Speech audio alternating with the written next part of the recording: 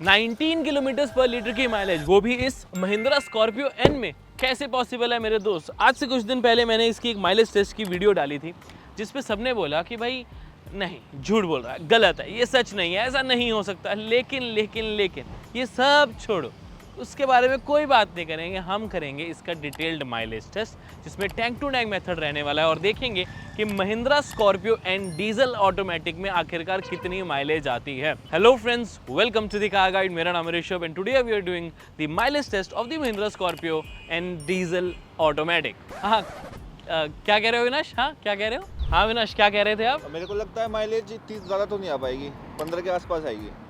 मैं मानता हूँ 20 के आसपास आ जानी चाहिए। 15-16 मेरे हिसाब से। लगी शर्त? लगा लो सर। तो ऐसा करते, एक शर्त लगाते हैं कि जिसकी माइलेज ज़्यादा क्लोज आई कि 15 के आसपास है तो ये जीता, 20 के आसपास है तो मैं जीता, और जो हारा वो आज का खाना उसकी तरफ से। ठीक है। अब जब तक हम पेट्रोल पंप तक जाते हैं, थोड़ा सा गाड़ी की ड्राइविंग, डायनामिक्स, हैंडलिंग, सस्पेंशन, इन सब के बारे में बात कर लेते हैं। तो बेसिक चीज़ ये है कि स्कॉर्पियो इनकी सस्पेंशन काफ़ी डिफरेंट है बाकी गाड़ियों से। अब कईयों को ये अच्छी लग सकती है, कईयों को थोड़ी बुरी। क्या है कि ये सस्पेंशन थोड़ी सी स्टिफर साइड पे जरूर है, बट कभी कभी बहुत ज़्यादा बाउंसी भी लगने लग जाती है। बट पता है क्या है, देखो सिंपल सी एक चीज़ समझो, सस्पेंशन इसकी परफेक्ट नहीं है, आई एग्री। XUV 7XO 700 भी थी जब वो, या इवन XUV 9E 9S, वो ज़्यादा कंफर्टेबल गाड़ियाँ लगती हैं। और टू बी वेरी ऑनेस्ट, ऐसा नहीं है कि स्कॉर्पियो एन में प्रॉब्लम है, बस वो वाली गाड़ियाँ ज़्यादा अच्छी हैं। और एक और इम्पॉर्टेंट चीज़ ये हो जाती है कि सस्पेंशन इतनी भी बुरी नहीं है कि गाड़ी खरीदे ना। सो इट्स नॉट लाइक कि ये बहुत बुरी है। But good news is that Scorpio N facelift is due for launch in this year. तो उसमें आई एम एक्सपेक्टिंग कि कॉस्मेटिक चेंजेस होने के साथ साथ जो इंटीरियर जो वगैरह चेंज होने वो तो होने ही हैं, बट सस्पेंशन भी थोड़ी सी और डायनेमिक हो जाएगी, थोड़ी सी और ज़्यादा एडजस्ट करेगी किस तरह का ड्राइविंग डायनामिक्स है। कि अगर आपको स्टिफ चाहिए, हाईवे पे कॉन्फिडेंस चाहिए, स्टेबिलिटी चाहिए, तो वो भी मिलेगी, और सिटी में कंफर्ट भी मिलेगा। जैसे XUV 7XO is a great comfortable car. But अब स्कॉर्पियन फेसलिफ्ट की बात हो ही रही है, तो उसमें और क्या क्या मिलेगा वो भी बता देता हूँ। पैनोरामिक सनरूफ होगी, लाइटर थीम इंटीरियर होगा, डिजिटल क्लस्टर होगा, बड़ी स्क्रीन होगी, स्पीकर सिस्टम थोड़ा सा और इम्प्रूव किया जाएगा। हाउएवर जो ऑलरेडी सोनी का इतने प्यारे म्यूजिक सिस्टम आता है, ये ऑलरेडी मैं इससे काफ़ी इंप्रेस्ड हूँ। मुझे नहीं लगता है कुछ चेंज करने की ज़रूरत है। बट महिंद्रा बीइंग महिंद्रा, बिना पूछे ही आपको वो बहुत कुछ प्रोवाइड करते हैं, तो डेफिनेटली वो इसे इंप्रूव करेंगे and without increasing the cost बहुत ज़्यादा। लोअर वेरिएंट्स की प्राइस वही रहेगी, लेकिन लोअर वेरिएंट्स में फीचर्स ज़्यादा मिलने लग जाएंगे। टॉप वेरिएंट का प्राइस थोड़ा सा बढ़ सकता है बिकॉज फीचर्स काफ़ी ऐड होंगे। But let's wait and watch, और सारी वीडियो आपको हमारे चैनल पे मिल जाएगी, तो उसके लिए तो सब्सक्राइब करके रख ही लीजिए आप। छोटी छोटी प्रॉब्लम्स हैं, मैंने आपको बता दिया। सस्पेंशन है, कई लोगों को नहीं अच्छी लगी, but I am perfectly fine. देखो परफेक्ट नहीं है ये सस्पेंशन, क्योंकि महिंद्रा की बाकी गाड़ियों की ज़्यादा अच्छी सस्पेंशन है, बट ये भी जल्दी मे बी परफेक्ट हो जाए। हो सकता है आपके लिए बड़ी प्रॉब्लम ना हो, मेरे लिए तो बिल्कुल भी बड़ी प्रॉब्लम नहीं है। फीचर्स वाइज एक बात बतानी बहुत इंपॉर्टेंट है कि आई नो इस पर सिंगल पेन सनरूफ आती है, बट ये एज कम्पेयर टू बाकी ब्रांड्स के सिंगल पेन सनरूफ से थोड़ी बड़ी ही है। नो डाउट ये पैनोरामिक नहीं है, बट एटलीस्ट एक गुड सनरूफ आपको मिल जाती है फिर भी। बट जब भी आप इसकी टेस्ट ड्राइव लोगे, तो शहर में, हाईवे पे, दोनों में चलाना, तभी आपको बेस्ट आइडिया मिल पाएगा इस गाड़ी की सस्पेंशन के बारे में। हाईवे पे अगर सबसे हेल्दी ऑप्शन चाहिए, सस्ती टिकाऊ हेल्दी, जिसमें ज़्यादा प्रॉब्लम ना हो, थोड़े मसाले ही होते हैं वो कम लगवा लो, लेकिन वैसे पेट भर जाता है पूरा। बट ऑफकोर्स ध्यान रखें इसके बाद पानी नहीं पीना। डीजल डाल दो, ऑटो कट पे कर देना।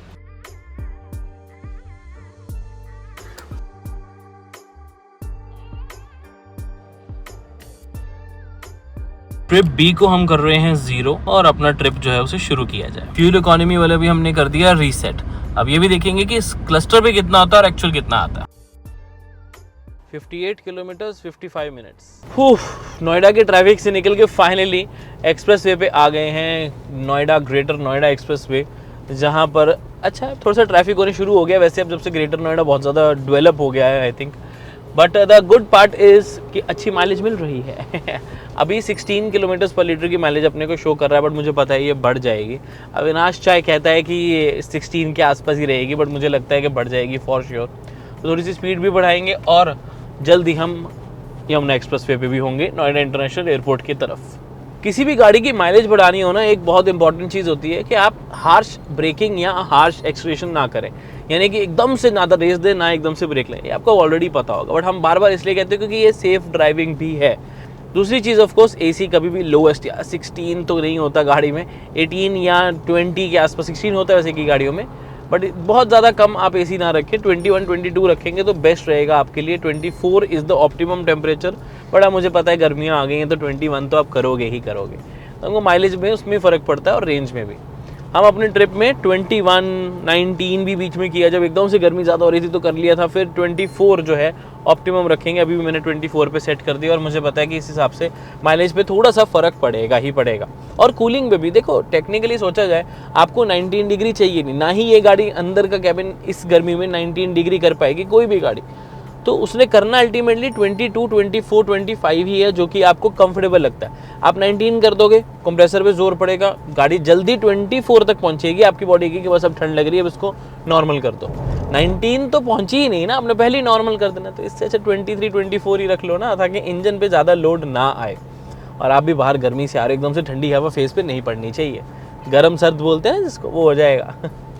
स्कॉर्पियो इनके ना जो ये ऊपर वाला पूरा एरिया ये काफ़ी ज़्यादा वाइड है, यूजुअली गाड़ियों में या तो नहीं होता है या थोड़ा छोटा होता है। इस वाइड होने का मेरे को एडवांटेज ये मिल जाता है कि मेरे को एक नहीं बल्कि दो आर्मरेस्ट मिल जाते हैं अपने राइट आर्म के लिए, एक ही नीचे वाला, लेकिन नीचे वाले पे रख के ना मैं गाड़ी नहीं चला सकता कंफर्टेबली, इस पे रख के मैं गाड़ी भी चला सकता हूँ। तो it gives you a very comfortable position कि आप आराम से हाई सीटिंग पे बैठे भी हो, और जैसे आप क्रूज कर रहे हो, कभी कभी आप सिर्फ लेफ्ट हैंड यूज़ कर रहे हो, तो वैसे I don't recommend, I always recommend कि दोनों हाथ यूज़ करो, बट अगर चलो करो भी थोड़ा बहुत तो आप इस हाथ को यहाँ रखोगे which will be closer to steering, और पूरे आर्म को आपको सपोर्ट मिला, ना कि सिर्फ एल्बो को। ऐसे रखने में तो सिर्फ एल्बो को मिलता है ना, ऊपर रखोगे तो पूरी आर्म को मिलेगा।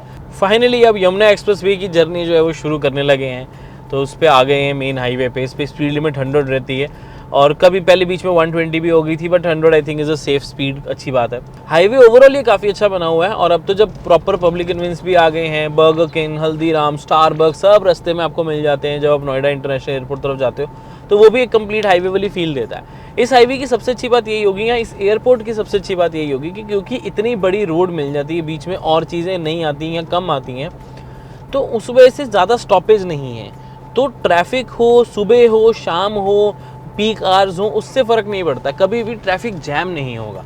जबकि दिल्ली एयरपोर्ट की सबसे बड़ी प्रॉब्लम यही है कि अनप्रेडिक्टेबल है, महिपालपुर हो या आपको रास्ते में कहीं जाम मिल जाए, साउथ दिल्ली वाली साइड मिल जाए, मतलब किधर से भी आओगे आपको थोड़ा बहुत जाम तो मिल ही जाता है, ट्रैफिक जाम। तो इस एयरपोर्ट की ये प्रॉब्लम रहती है कि अगर आपकी दिन की फ्लाइट है तो आपको और जल्दी निकलना पड़ता है कि भाई ट्रैफिक मिलेगा। नोएडा इंटरनेशनल एयरपोर्ट के साथ ये प्रॉब्लम नहीं आएगी, तो वही मार्जिन लेके चलो 45 मिनट्स के आसपास का। कुछ किलोमीटर्स हमारे पूरे हो गए हैं और माइलेज जो है वो 17 टच करने लग गई है, एंड अगेन आई बिलीव कि 17 से भी ज़्यादा ये आएगी जब हम प्रॉपर क्रूज़ कंट्रोल पे इस गाड़ी को चलाएंगे। क्रूज़ कंट्रोल बहुत ही ज़्यादा बेनिफिट देता है, कांस्टेंट स्पीड आपको मिल जाती है। क्रूज़ कंट्रोल का बेनिफिट आपको मैं अभी दिखा भी देता हूँ कि कितनी एक्चुअल माइलेज जो है वो आ रही है, दिखा रही है। और जब इसका हम टैंक टू टैंक पॉइंट से पेट्रोल पंप पे चेक करेंगे तो ज़्यादा अच्छा रिजल्ट मिलेगा हमें, एक्यूरेट रिजल्ट। छोटी सी यार एक बुरी खबर है, नोएडा इंटरनेशनल एयरपोर्ट जो है वो अभी पब्लिक के लिए ओपन नहीं हुआ है, तो उन्होंने उधर जाने का रास्ता ही कम्प्लीटली बंद कर रखा है। तो देयर इज़ नो पॉइंट कि अथॉरिटीज़ को हम बोलेंगे हमें वीडियो का एक हिस्सा बस वहाँ जाके बोलना था, तो कोई लॉजिक नहीं है। हम कौन सा एयरपोर्ट जाके फ़्लाइट पकड़नी थी अभी, तो 15 जून से जो फ़्लाइट्स ओपन होंगी, अभी के लिए कोई CEO का पंगा चल रहा है तो वो बंद है। आज तो 5th में अभी टाइम लगेगा थोड़ा सा, बट एनीवेज हम यहाँ तक आए, अच्छे खासे किलोमीटर पूरे किए 60-70 के आसपास। और अगेन थोड़ा सा हम और आगे चलेंगे, प्रॉपर आगे जाके थोड़े यूटर्न लेके आएंगे, क्योंकि मैं चाहता हूँ जितने ज़्यादा किलोमीटर मैं आज के दिन में चला पाऊँ उतने चलाऊँ, ताकि आपके लिए एक एक्यूरेट माइलेज टेस्ट आ सके। अब इस तरह की वीडियोस अगर अच्छी लगती है, आपको हमारी मेहनत दिख रही है कि हम फ्यूल भरा रहे हैं या इतना दूर जा रहे हैं, टाइम निकाल रहे हैं, एडिटर है, शूट है, सब होता है दोस्त, लाइक शेयर और सब्सक्राइब ही तो करना है। हम आपसे थोड़ी पैसे मांग रहे हैं, लाइक करो, शेयर करो। मैं भी चाहता हूँ कि ब्रांड को भी वीडियो अच्छी लगे, आपको भी वीडियो अच्छी लगे, ज़्यादातर लोग तक पहुँचे, हमारी मेहनत में मोटिवेशन मिलती है। देखो सिंपल सी बात है, जब भी आप लाइक करोगे या शेयर करोगे या सब्सक्राइब करोगे तो उन नंबर्स को देख के हमें बहुत अच्छी मोटिवेशन मिलती है, और आपसे ही तो सब कुछ है। तो सब्सक्राइब और फॉलो ज़रूर करके रखो। बाकी आप ऑफकोर्स डिमांड कर सकते हो आपको किस तरह की वीडियो देखनी है, हम उसके ऊपर भी काम करेंगे। एक चीज़, दूसरी चीज़, ओनरशिप रिव्यूज़। अगर आप दिल्ली NCR से हो, पंजाब वाली साइड से कहीं से हो, आपके पास कोई गाड़ी है, मुझे मैसेज करो, मेल करो, इंस्टाग्राम पे मैसेज करो, मैं आपके साथ कनेक्ट करूंगा, आपके पास आऊँगा, हम बैठेंगे, लंच करेंगे, एक वीडियो शूट करेंगे, आपका एक्सपीरियंस लेंगे और चैनल के ऊपर अपलोड करेंगे। तो प्लीज़ करो ना इंस्टाग्राम पे मैसेज। अब यहाँ तक इंस्टाग्राम की बात हो ही गई है तो फॉलो तो कर ही लो ना हम इंस्टाग्राम पे, चाहे दिल्ली एनसीआर से हो या नहीं हो, यहाँ आप ओनरशिप रिव्यू नहीं चाहते हो तब भी आप फॉलो ज़रूर करें, मेहनत करते हैं आप सबके लिए। क्रूज़ कंट्रोल देखो एक कमाल की चीज़ है, ये आपको ही पता, एक कांस्टेंट स्पीड मिल जाती है एक टर्बोचार्ज इंजन के साथ, क्योंकि डीजल टर्बोचार्ज है। तो पेट्रोल के साथ भी जो टर्बोचार्ज होते हैं उनके साथ भी ये एडवांटेज रहता है सेम, कि अगर आप हार्श एक्सलेरेट या हार्श ब्रेकिंग नहीं करो, एक कांस्टेंट स्पीड करो, तो टर्बोचार्जर के लिए बहुत ईजी हो जाता है फ्यूल कम से कम लगाना। तो जितनी कॉन्स्टेंटली स्पीड रखोगे, ज़्यादा एक्सलेरेट या ब्रेक नहीं करोगे, उतनी अच्छी माइलेज आएगी। और उसके लिए ज़रूरी नहीं है कि 80, 90, 100 किलोमीटर है, आप 40-50 किलोमीटर की भी रखोगे क्रूज़ कंट्रोल पे तो बहुत बेनिफिट मिलेगा। हाँ, आपकी गाड़ी में क्रूज़ कंट्रोल है ही नहीं तो लाइट फुट रखो। बहुत लोगों की ट्रेनिंग, बहुत लोगों की ड्राइविंग इतनी अच्छी होती है, वो बिल्कुल क्रूज़ कंट्रोल की तरह अपना पैर लाइटली रख पाते हैं एक्सलेटर पैडल के ऊपर। तो वो एक बहुत अच्छा टैलेंट है, मैं मानता हूँ। अगर आप में वो टैलेंट है तो उसका पूरा इस्तेमाल करो, अपनी गाड़ी में माइलेज अच्छी लाओ, इंजन की लाइफ को भी बढ़ाओ। 100 किलोमीटर्स पूरे हुए। नोएडा के इंटरनेशनल एयरपोर्ट को तो ऑब्वियसली हमने क्रॉस कर लिया, काफ़ी आगे जाके यू टर्न लिया ही है अभी जस्ट, और 978 किलोमीटर्स की रेंज अभी भी दिखा रहा है, क्योंकि 18.3 किलोमीटर्स की जो माइलेज है वो आ रही है, which is a great number. आप देख सकते हैं रेंज और माइलेज धीरे धीरे थोड़ी बढ़ेगी ही। हाईवे पे क्रूज़ कंट्रोल का यही तो सबसे अच्छा वायदा है। 80-90 किलोमीटर्स की हमने स्पीड ज़्यादातर मेंटेन रखी है, और बीच बीच में 60-70 हुई थी जब थोड़ा शूट करना होता है, और एवरेज टाइम जो है वो 2 घंटे का आया है। बट वो इसलिए आया है क्योंकि हम बीच में रुक रुक के शूट भी तो कर रहे हैं तो उसका भी टाइम ऐड हो गया। But anyways the point is कि माइलेज मैं पर्सनली अभी तक खुश हूँ। बट क्लस्टर पे कई बार ऐसा होता है ज़्यादा माइलेज शो करता है और एक्चुअल में उतनी माइलेज नहीं होती, उससे कंपैरेटिवली कम होती है। तो लेट्स वेट एंड वॉच, थोड़ा और चलते हैं, वापस भी जाना है, थोड़ा एक्स्ट्रा भी गाड़ी को चलाएंगे, पेट्रोल पंप तक चलते हैं, फिर भराते हैं फ्यूल और फिर असलियत जानते हैं कितनी माइलेज आई। जैसे मुंबई एक्सप्रेस वे का मैकडॉनल्ड्स वायरल हुआ था ना, वैसे ही मुझे लगता है अब ये स्टारबक्स धीरे धीरे वायरल हो जाएगा। स्टारबक्स है, जेलीगो फूड कोर्ट नाम से है, और साथ में एक बर्गर किंग भी है। ये थोड़ा सा डिज़ाइन कर दिया उन्होंने, उतना ज़्यादा सुंदर नहीं है जैसे वो मैकडॉनल्ड्स आता है अपना पहाड़ों वाला, उसे भी काफ़ी हद तक कवर कर रहे हैं लोग अब, but still it's a good point जो आपको रास्ते में मिल जाता है। माइलेज टेस्ट खत्म होने को है और दिन भी ढलने को है। 150 किलोमीटर से ज़्यादा हमने गाड़ी चला ली है और बीच में शूट भी किया है। माइलेज सरप्राइजिंगली यहाँ शो कर रहा है 19.4 किलोमीटर्स पर लीटर की। पेट्रोल पंप हमसे 7 मिनट दूर है, तो 1 आध मिनट में आपको इस गाड़ी के बारे में और चीज़ें बताता हूँ। देखो, जब भी एक हम एसयूवी लेते हैं ना, तो और मैंने जैसे हमेशा बोला है कि पावरफुल एसयूवी तो स्कॉर्पियो, मतलब महिंद्रा की कोई भी गाड़ी हो पावरफुल तो होती ही होती है। तो स्कॉर्पियो के साथ भी ना, मतलब वो जो पावर है वो बहुत अल्टीमेट तरीके की मिल जाती है और मज़ा आता है इस गाड़ी को चलाने में। That's the best part of this vehicle. But ये सस्पेंशन, ये इसकी बात कर रहा था, छोटा सा स्पीड ब्रेकर आया बट पूरी गाड़ी झूल गई। लैडर ऑन फ्रेम के साथ यूजुअली ऐसा हो जाता है, और इतनी जब बड़ी गाड़ी हो तो थोड़ा तो फील होगा ही आपको। मैं तो ये सोच रहा हूँ कि 150 किलोमीटर गाड़ी चला ली है और जिस हिसाब से रेंज अभी भी दिखा रहा है 999 किलोमीटर्स, क्योंकि 4 डिजिट्स आ नहीं पाते स्क्रीन पे, तो पेट्रोल पंप वाला बोलना दे कि भाई इसमें और डीजल नहीं डलेगा, भरी हुई है ये तो ऑलरेडी 150 किलोमीटर चलाने के बाद भी नहीं ऑफकोर्स भरेगा थोड़ा सा, लेट्स सी। वैसे एक चीज़ और दाद देनी पड़ेगी महिंद्रा को, इनका torque converter is also very very good. जो ट्रांसमिशन मुझे नहीं अच्छी लगती वो भी बता देता हूँ, IVTs और CVTs एक ही बात होती है, बट उन ट्रांसमिशन की सबसे बड़ी प्रॉब्लम पता है क्या होती है, वो कॉस्ट 1-1.5 लाख की करते हैं, लेकिन वो ना पावर डिलीवरी उतनी कर पाते हैं और ना ही वो उतना अच्छा आपको रिस्पांस दे पाते हैं, और रबर बैंड इफेक्ट भी हल्का सा उनके अंदर होता ही है, इसलिए मुझे वो नहीं पसंद। जब 1-1.5 लाख खर्चना ही है तो DCT और टॉर्क कन्वर्टर पे जाओ ना। आप बोलोगे AMT इसको अच्छे लगते हैं, AMT मुझे ऑटोमेटिक पॉइंट्स अच्छे नहीं लगते, लेकिन जब पता लगता है कि 40-50-60 हज़ार में ही आपको ऑटोमेटिक यानी कि ऑटोमेटेड मैनुअल ट्रांसमिशन मिल जाएगी, क्लचलेस ड्राइविंग मिल जाएगी, तो प्राइस पॉइंट ऑफ व्यू से बहुत वैल्यू फॉर मनी रहते हैं। समझ रहे हो मेरी बात?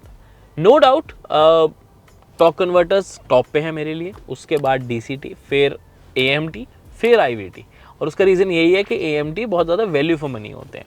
अगर IVT की कॉस्ट होती 70,000 80,000, कुछ गाड़ियों में है कम 90,000 1 लाख में, तब बहुत बढ़िया है, लेकिन जब 1 लाख से ऊपर जा रही है IVT की कॉस्ट तो थोड़े महंगे लगते हैं।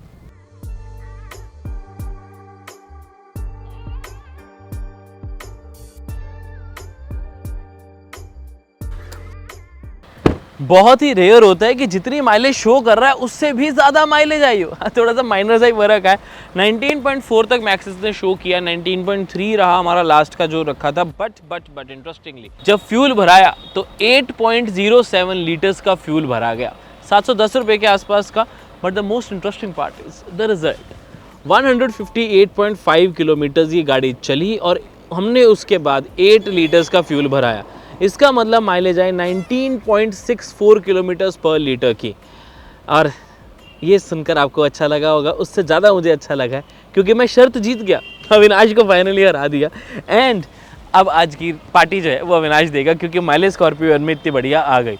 मैंने आपको कहा था पहले भी कि 19.3 19.4 ये हमने पहले भी निकाली थी और अब भी ये उतनी ही आई, और अब तो टैंक टू टैंक करके आपके सामने प्रूफ भी दे दिया कि भाई ऐसे ही नहीं होता। जब हम क्रूज़ कंट्रोल यूज़ करें, लाइट फुट यूज़ करोगे तो आप बड़ी powerful heavy SUVs, proper SUVs से भी अच्छी माइलेज निकाल सकते हैं। नो डाउट मैं ये भी चीज़ क्लियर कर देता हूँ कि आप इसे थोड़ा सा अग्रेसिवली चलाओगे, ट्रैफिक में भी ज़्यादा फंसोगे तो माइलेज ड्रॉप होगी ही होगी। ये तो हाईवे पे क्रूज़ कंट्रोल के साथ माइलेज थी, but this is how you can achieve good mileage with all the cars. Driving भी समझा दी थोड़ी सी कैसे कर सकते हो, और उसके साथ साथ एक स्कॉर्पियो एन पे वीडियो बनती थी यार, क्योंकि यार स्कॉर्पियो एन ही है। आपको क्या लगता है नीचे कमेंट करके अपना ओपिनियन ज़रूर शेयर करें।